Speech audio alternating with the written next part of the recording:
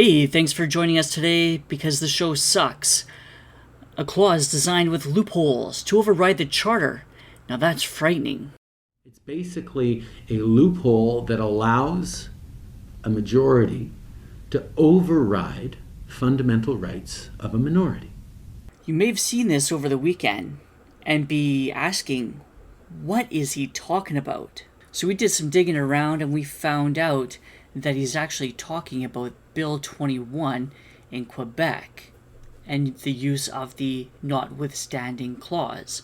And most Canadians, they don't even know what the notwithstanding clause is or what it does. But thanks to Quebec, and only thanks to Quebec, because they're using it right now, is that it gets exposed and we get to see how it's working in action. So what does it actually mean and how does it work and what does it do?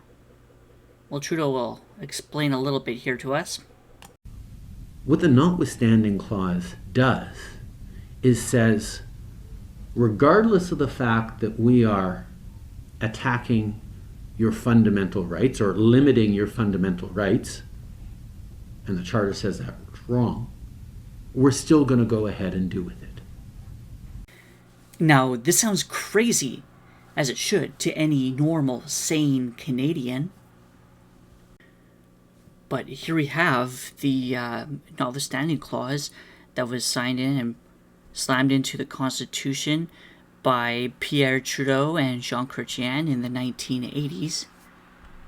The notwithstanding clause was actually created as a compromise between federal and provincial officials during debates over a new constitution in the 1980s.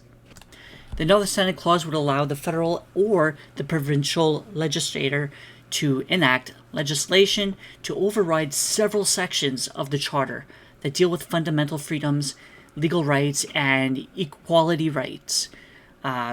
These would include from freedoms of expression to freedoms of assembly and freedom from unreasonable search and seizure, just to name a few. But a number of other charter rights cannot be overridden.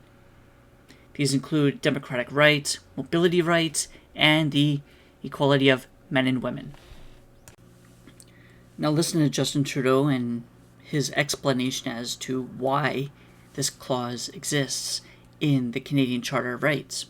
And that's why I agree with my father that it is not a great thing to have in a Charter of Rights and Freedoms. Is that it was better to have a charter with this clause in it than to not have a charter at all. And of course, Pierre Trudeau would think that it's better to have the notwithstanding clause in the Charter of Rights to stomp all over our fundamental freedoms. Because he's a fascist. I guess it's true, the apple doesn't fall that far from the tree. Like father, like son. But hey, you don't have to take my word for it. It was published in an opinion piece on an article from the Globe and Mail about the book for young Trudeau, son of Quebec, father of Canada. So let's take a look. The young Pierre Trudeau railed against Canada's participation in the First World War, opposed fighting in the Second World War, expressed anti-Semitic views, admired right-wing authors, believed every French-Canadian nationalist myth about the evils of Los Angeles. He dreamed and plotted, in an amateurish way, of making a revolution that would render Quebec French Catholic, authoritarian, corporatist, and independent. So now bringing us back to Bill 21 in Quebec. Yeah, it is against the fundamental rights of Canadians to impose these restrictions on them and take away their freedom to religion and all their other rights. Canadians have a right, all right? That's why they are Canadian. They are here, they live in Canada. It's their right. Canada is supposed to be a democracy. Did everybody forget about this? Now, if the notwithstanding clause is really necessary and we actually need it, they should add into the provisions that Canadians are exempt. That's all we have for you today. Don't forget to like this video, subscribe to the channel, and push that notifications to get more.